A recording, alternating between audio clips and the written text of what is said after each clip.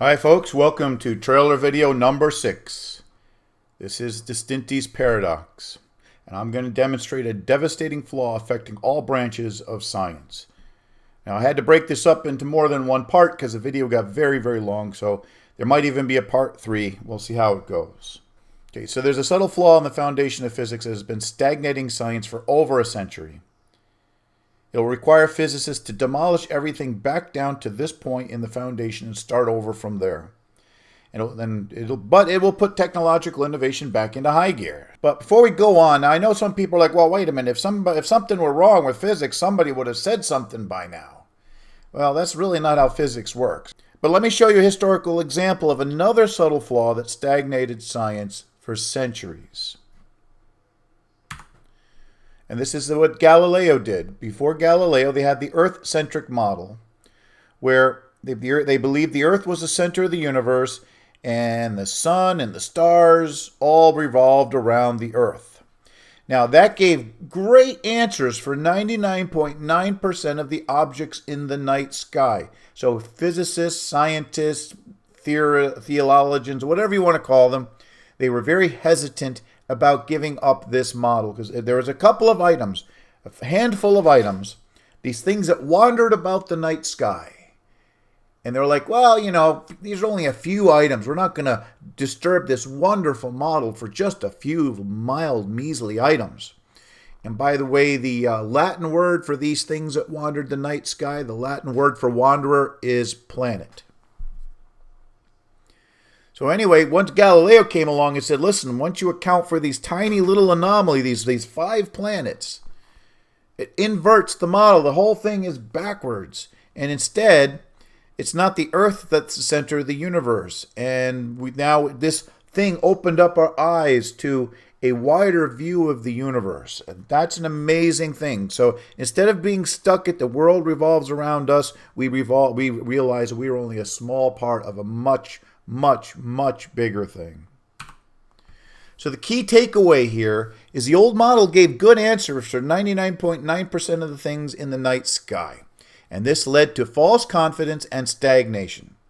And worse is that the old model was consistent with the religious beliefs at the time, which helped reinforce the confidence to the point of hubris. Okay, and the new model represented a paradigm shift in the understanding of the heavens, as well as a devastating blow to everything that came before. And the new model helped open up the universe to us.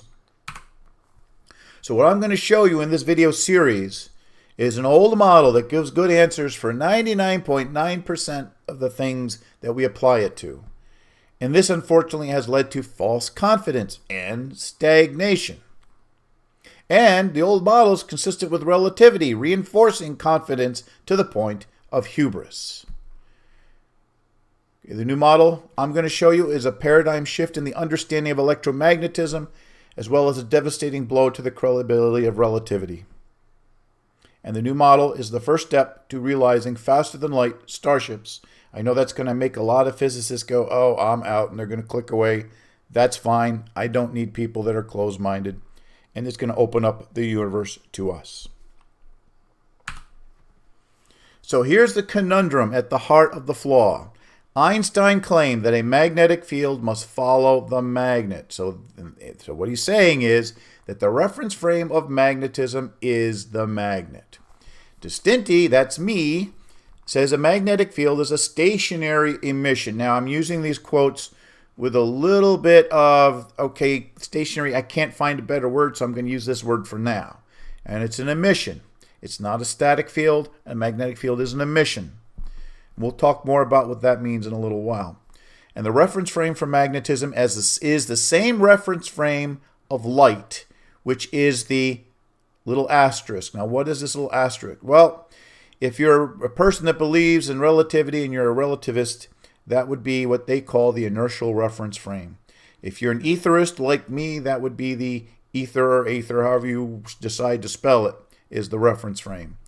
Otherwise, whatever material fills empty space that provides something for something to react to, whether that be dark matter, the quantum flux, the unicorn dust, fabric of space-time, I don't care.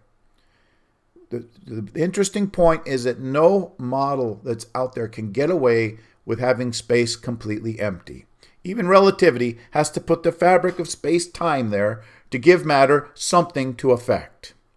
Okay? So you can't get away with a model that doesn't have something in empty space, even if you just want to consider it an abstraction. I have no problem with that. You want to call it an abstraction? It doesn't bother me at all. But for this discussion, we're going to use the term the medium, and the medium will be considered stationary for all practical purposes, and it will be stationary. And so the velocities that we're going to talk about are velocities relative to the stationary medium, or relative to the inertial reference frame. So here's the agenda. In part 1, because I had to break this video up into 2 parts, we're going to explain the Distinti Paradox that demonstrates contradictions in Einstein's assertion. And in part 2, I'm going to show you the paradox experiment that show legacy magnetic field models are not adequate. And it's either going to be in part 2 or part 3 is going to be the coup de grace, where I'm going to derive time dilation from magnetism using the proper models of magnetism. And once we do this, because we now have a model that explains where time dilation comes from, see, that's the problem with relativity. They properly rationalize that time dilation must exist, but then they stopped there and didn't even bother to go look and see what is the thing that causes it. Had they looked, it's right under their nose. It's if you correct the magnetic equations, the electromagnetic equations, and get rid of all the errors that Maxwell put in, you can derive time dilation right from magnetism and show that it's not this weird thing that just gets applied for no reason at all. It's actually a mechanism. And once you know the mechanism, you can work around the mechanism, and it'll make faster than light travel through space a reality. So, who am I? My name is Robert Distinti. I got a master's degree in ECE. My field of expertise is electromagnetic fields and waves. I fund my research from my salary and with some help from my friends, from my Patreon subscribers. Some of my Patreon subscribers have been with me, not necessarily in Patreon, but as a supporter for over 20 years now. So we have to get into my definition, what I mean by stationary emission. Okay, if you drop a rock in a pond, from the point of impact where the rock entered the pond, from that point, from that interface, they're going to see emissions that are going to slowly move away from the point of impact. And these rings are going to be relative to the medium, the reference frame of the medium. So if the medium is in motion, these rings are going to move. So let me take this to another level. Suppose that you had a cable car that's on a cable that's suspended over a body of water. And let's say the body of water is stationary. There's no current flowing in the body of water. And as the tram moves from left to right, you throw rocks out the window. And this one you threw out earlier because the rings are bigger, but it didn't move with you. It stayed with, the rings emitted relative to the medium and relative to the insertion point. The reference frame of these rings is the medium. It's stationary with respect to the medium. This is what I call a stationary emission. And then later on in time, you threw another rock out the window and it formed these. And just recently, you threw a rock out and you can see that these rings do not follow you. So the tram is not the reference frame of these stationary emissions. Now, if we say now the water is in motion and the water is moving from bottom to the top of your screen, well, then these rings are going to start moving, and they're going to move together as if, they're going to move together with the water away from you in time as you throw the rocks out the window. Okay, again, because these emissions are stationary with respect to the reference frame. So if the reference frame is motion, these disturbances are going to move with the reference frame. Now, if you try to make an assertion that the reference frame of the rings is your cable car, well, then you kind of have a problem, because somehow as you throw the rocks out the windows, all the rings are going to stay relative to the point of impact relative to the cable car, and these rings are going to be moving to the right with you. Now, this could occur It's not, now it could occur that the water is actually moving at the same velocity as the cable car, and that would be the only way this could be affected. Because essentially there's no way that you could say that these rings are actually linked to unless you have the coincidence that the medium is moving to the left with the same velocity as the cable car. Okay, but you cannot, but that still means these rings are relative to the medium and not relative to the cable car. It's just a coincidence. And we can be fooled by coincidences. Mother Nature is wonderful at throwing coincidences at us, just like the Earth-centric model. Wonderful coincidence. That model pretty much works 99% of the time. And who's to say that we haven't not stuck in another coincidence where we got everything backwards because we made the wrong assumptions? Okay, you cannot have all the reference frames at the same time. You cannot have a stationary reference frame. You cannot have a reference frame that moves with the medium, and you cannot have a reference frame that moves with the car at the same time. That would be a contradiction or a paradox. So only one reference frame can be valid for these propagating medium. The other thing we want to discuss is a concept called locality. This is a term physicists use, but it doesn't really seem like they apply it uniformly. But we're going to talk about it here. Basically, when you say something is consistent with the law of locality, then any disturbance you talk about is generated at the location where an actor disturbs a medium, where either two actors meet, where two items meet. Let's say in this case it would be the boat, would be the actor, and the medium would be the water. So where the boat is moving through the water, that's where this disturbance in the water begins, the wake. But because this is a stationary propagation, these waves are moving away from the point where the boat was in a previous point in time. Just like the example of the water rings from the rocks thrown out of the cable car. Okay, so you can't. So in other words, you cannot say that, oh, well, yeah, the boat moving through the water creates the wake that we see, but the wake moves relative to the stationary rock over here.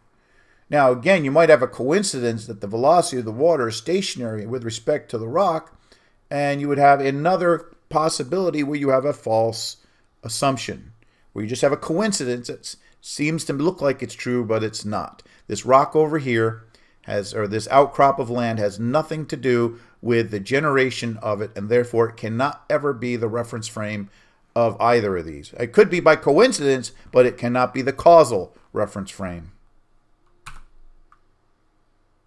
Oh, that's what I just said. Now, the other thing is, let's say you're somebody that just woke up from, I don't know, and you don't know anything about anything, and you automatically look at this phenomenon. Let's say you never lived on a planet that had fluid water or something like that, and you're watching the behavior of fluid water for the first time. You might look upon this boat moving through the water and how this V shape in this disturbance travels with the boat. And it is possible, because of your lack of knowledge, to make the assumption that the wake moves with the boat, that the reference frame of the wake is the reference frame of the boat, because the orientation, assuming the boat doesn't change speed, the orientation of these wakes will stay relative to the boat, and it might look like the boat is the reference frame. And again, another case where you could come to a false conclusion that the source is the reference frame of the disturbance. Okay, nature can fool us so many wonderful ways, and that's what we have to be careful about. And so what has happened to magnetism? It is presently held belief that a magnetic field is a static phenomenon, just like the wakes coming out of the boat. It looks static. It looks like it's not moving. It looks like it moves with the boat. And that's what a magnetic field model we've been using looks like. It looks like a magnetic field is a static emission. It is not. It's a static field. It's a static field. Okay, it is not. A magnetic field, I'm going to show you, has to be an emission. That once it's emitted, it keeps on going forever and ever, just like light from a flashlight. So you could come to the false conclusion that a street light, because it emits a constant cone of light at night that never changes, you can make the false assumption, if you didn't know that light propagates from the source of the light to the things it illuminates, if you didn't know that, you could make the false assumption that light was a static field. Matter of fact, early researchers thought that until they realized if they put something between the light and the thing that's illuminated, they get a shadow. And that's where they finally concluded that light propagates, and it really does move, even though it looks static. Okay, so this looks like a static field. And there's no proof that it's a static field. In fact, I'm going to show you it can't be a static field, otherwise it's going to violate laws of physics, other laws of physics. Okay, so basically this is part of the problem. Einstein claimed that this magnetic field is static. Well, he didn't contradict classical theory that says this field is static, and Einstein says it must move with the magnet. Okay, again, just like the example they show you with the boat and the wake. The wake looks static, and it looks like the wake is moving with the boat. We could fall for the same thing by what we see, because we don't know anything that goes on here. And so from what we see, we could make that false assumption. And the other thing that kind of corroborates this is if we have a conductive loop of copper here, well, we have to move this loop relative to this magnetic field to see any energy induced in the loop. And so we kind of seem like we have some corroborating evidence that the magnetic field is stationary. Or, I'm sorry, it moves with the magnet. Because if I move the magnet, I get voltage. If I move the loop, I get the magnet. Again, I'm going to show you that that is correct. Okay, but you can explain it with a non-static magnetic field. So there's two versions of Distinti's paradox. There's the quick version, where we're going to use Einstein's time dilation thought experiment. Physicists will not like this one, and I'll explain why in a moment. And then there's the long version. We delve into how a magnetic field originates. Okay, and then we're going to show you that we're going to show you a contradiction in how magnetic fields work, but it's a long version. And then in part 3, we're going to get into part 2, we're going to get into the paradox experiments. Okay, so let's go to the quick version. So what I have here is a piece of software. Let me see if it's in the window. For doing simulations. Okay, and what we're going to show you is Distinti's paradox. First, I'm going to show you with nothing in motion. Okay, so what happens is we have an emitter of light down here emitting a what do you call it? A pulse of light, and it's going to reflect off the mirror here. It's going to reflect back, and then when it hits the detector, the timer is going to stop. Okay, this is not necessarily 20 seconds. It could be 20 nanoseconds. I don't know. It's just a measure of how long it took for that effect to propagate. This little yellow line here shows the path that the particle of light that actually hit the detector took. Okay, so now what we're going to do is we're going to show you this with the stationary reference frame. Okay, so this is what Einstein requires for there to be time dilation, is that the reference frame of light is the stationary reference frame, or rather the reference frame to the inertial reference frame. Okay, so now what we have is we have a train in motion now. Okay, and we got the beam of light that gets emitted, but we see the beam of light is emitted from where the starting point was.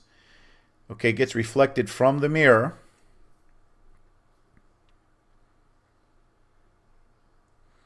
And then it's going to hit the detector, and boom.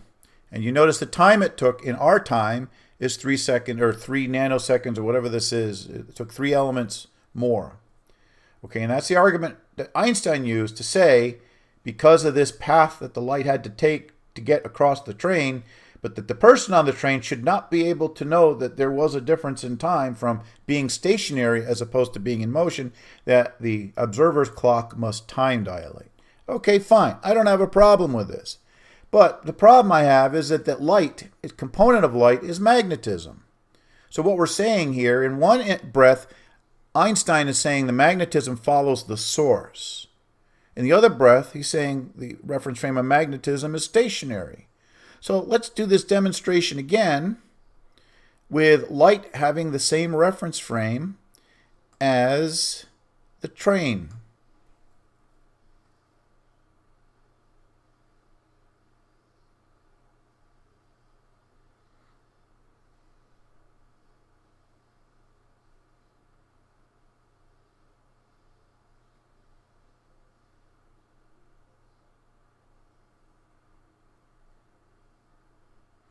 We're back to 20 seconds. Ignore all this. There's a little mistake in my algorithm for tracking the little particle there.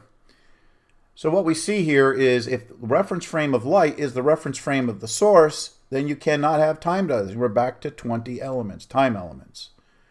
Okay, so therein lies the problem. In order to have time dilation with light, the reference frame of light needs to be the stationary reference frame, which would mean that in one breath, magnetism has the reference frame of light, which is stationary. In the other case, when magnetism is moving with the magnet, the reference frame is the magnet. So now we have two contradicting reference frames.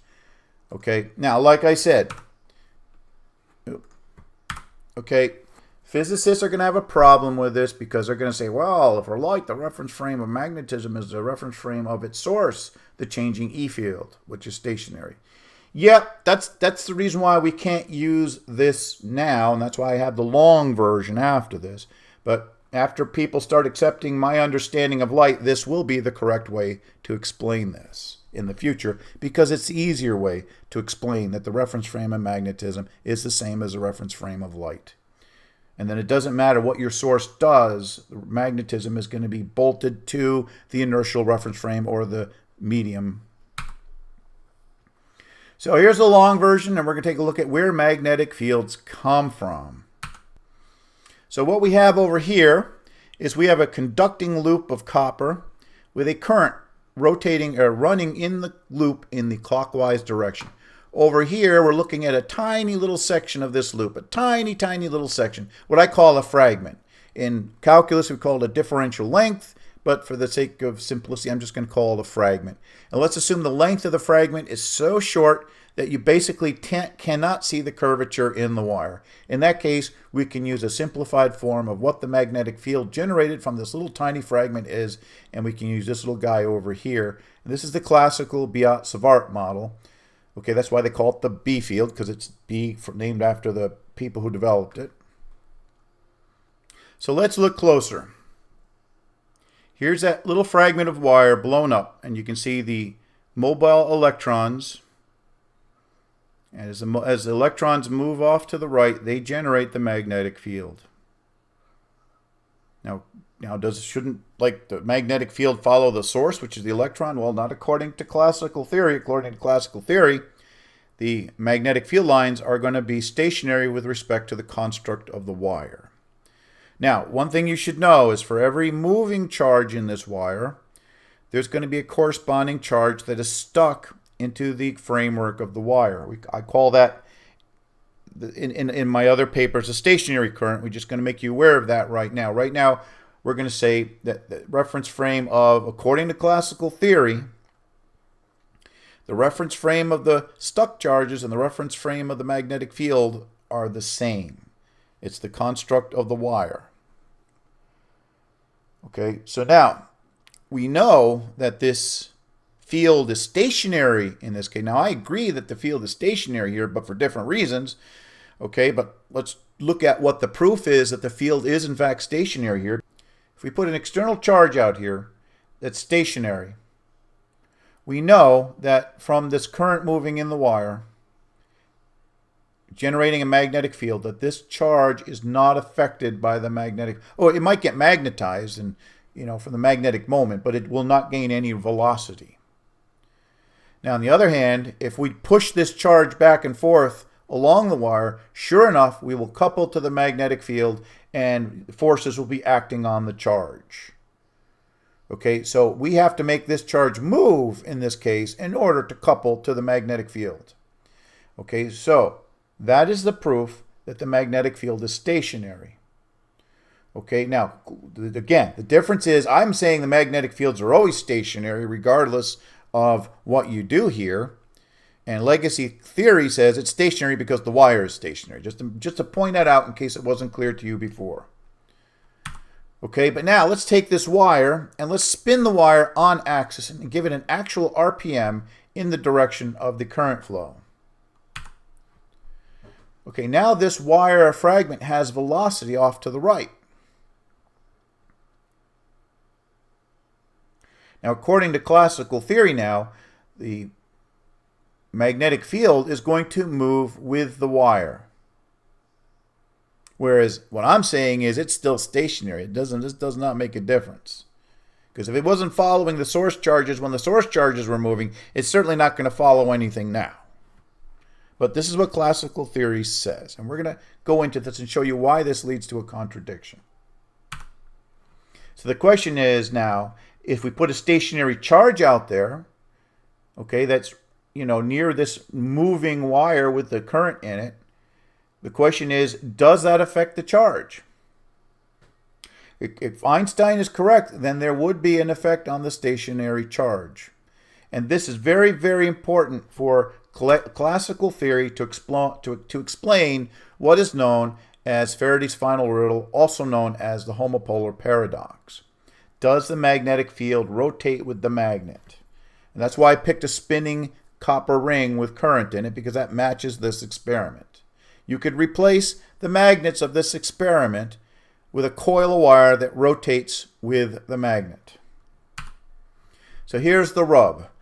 We have this homopolar generator, this dark green brownish area here. This is a large disk magnet that is glued to a conductive plate, a conductive copper disk. It's on a motor shaft, and the motor shaft spins these two things together. So the magnet is moving with the disk. Now, according to classical theory, because the magnetic field moves with the disk, it does not move relative to the copper disk. Okay, they all move together. The magnetic field, the copper disk, and the disk magnet. They all move together. And because they move together, there's no relative motion, and there should be no voltage generated in this green path. I'm showing that green line here shows that that's the path of the moving conductor. Okay, what classical theory says is because these magnetic field lines are in motion, spinning around and around, you have what's here, this is called the closing path, which is highlighted by a purple line. Okay, and so what they're saying is the magnetic field lines cut this path, and that's where the voltage is generated. Now here, this line here cuts it once, entering, and cuts it again, exiting. So this line cancels. But here's where the rub is. Whether you use my theory or use classical theory, you end up getting the same voltage because you have the exact same number of flux lines cutting either path. And that's why in my Paradox 1 attempt to explain this failed, because I didn't consider this. So Paradox 2, we resolved this issue. So that's the problem. When people say, oh, the homopolar paradox is well understood, they have obviously not done their homework. Because you get the same answer saying that the magnetic field is stationary or saying that it moves with the disk magnet. You get the same exact answer. But what theorists did is said, well, let's just defer to Einstein and say the magnetic field moves with the magnet and call it a day. So here's our first contradiction. If you do have this copper ring in motion so that there's velocity of the copper along with the current, one of the problems you run into is if it is the current, which it is, we can show unequivocally that it's the charge moving in the wire that creates the magnetic field. Okay, that is the source. It has nothing to do, well, at least I can get into a lot of trouble by saying that, but there is a magnetic field generated from the stationary or the stuck charges too, but any additional velocity you get from the wire is added to both the stuck charges and the mobile charges, and because these are equal and opposite, any additional magnetic field is canceled. Okay, so the magnetic field intensity will not change by increasing the velocity of the wire. So then the question is, well, what's the reference frame? Well, if the only net magnetic field you get is generated from the mobile charges here, then it's their magnetic field that is the source of the magnetic field we see. Okay, but if you say that these charges generate the magnetic field, but the magnetic field has its reference frame as these charges, well, these charges aren't the ones generating the magnetic field that's left over. And so that's a violation of locality. And so this has to generate a stationary magnetic field. Otherwise, we violate locality. I hope I made that clear, but if that's not good enough for you, just keep on going. Let's get rid of everything and just have an electron beam being spewed along in empty space. An electron beam, the same kind of electron beam that would make old TVs work or oscilloscopes work.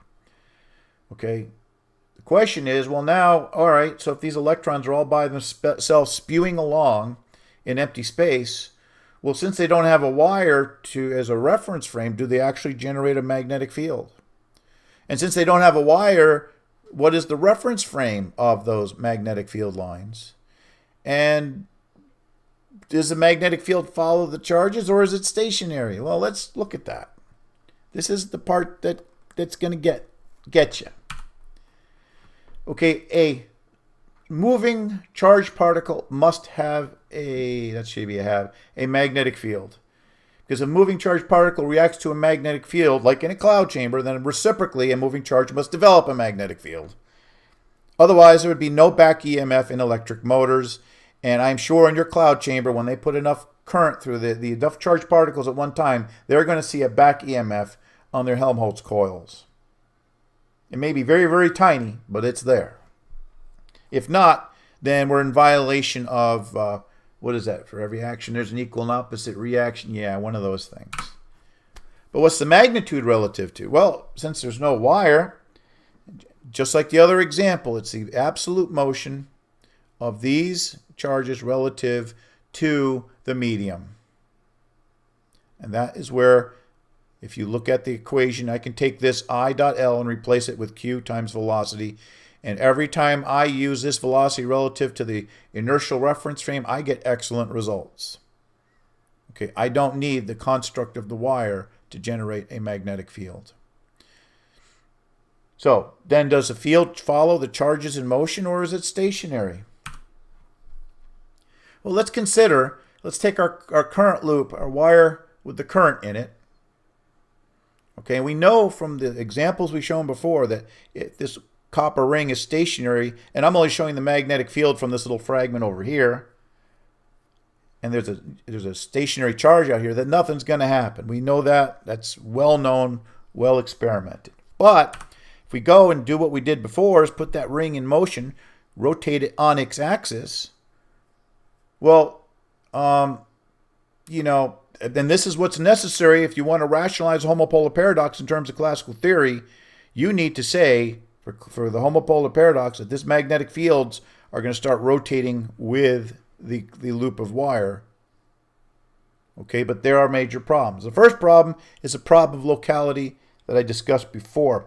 The second problem is that because the field must rotate at all points with the same angular velocity as the ring instantaneously, this would allow for a faster than light communication system. In other words, you could spin this ring up and down, and because the field must follow this ring at all points to infinity at the same angular velocity, there are points in this magnetic field that would have a velocity greater than the speed of light. But more important than that is the entire field must update instantaneously without any propagation delay. And therefore, you could communicate this change to this charge that's sitting over here at any distance, and it would be instantaneous. It would be better than quantum entanglement because you could actually do something with it and have an instantaneous. So we can't have magnetism, which is a component of light, traveling faster than light.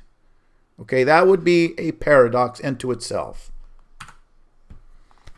Okay, and but if you decided to say, yeah, we can just say that when this rotates, it takes a while for these fields, velocities to update. Okay, but if you do that, here's the trap. This is the trap where Distinti's going to get you. Because then what you're saying is the field doesn't necessarily rotate with the ring. And then you cannot explain the homopolar paradox. Because if you're saying that these rings do not rotate with the magnet, not necessarily, then there can be relative motion between the magnetic field lines and the green path here. And then you cannot argue that there is no power generated in the conductive disk of the homopolar generator, the homopolar paradox version of the generator. Okay, so in order to explain that there is no power generated in the disk, you need these field lines to move instantaneously with the magnet. That is the Achilles heel of relativity and everything else. Okay, and that's why a magnetic field cannot be static, because it would have to update instantaneously if it were static. And that's why it cannot move with the source. A magnetic field I'm going to show you when we get to all the final models that a magnetic field is much, much more dynamic than we have ever given it credit for. And that's going to open up all kinds of doors. And it's going to put relativity to shame. Seriously. This is such a... Anyway. So here are your choices.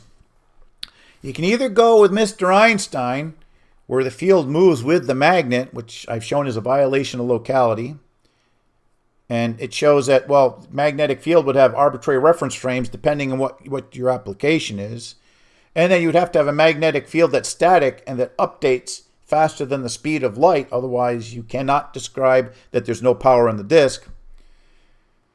And in a homopolar paradox, with this, energy can only be developed in the stationary closing path. So now you have Distinti, where the field propagates in the inertial reference frame or with the medium, depending on what your religion is here. Locality is preserved. Magnetic field and light have the same reference frame. In the homopolar paradox, energy is developed in the spinning disk. And it allows you to explain time dilation as a simple magnetic effect. Yes.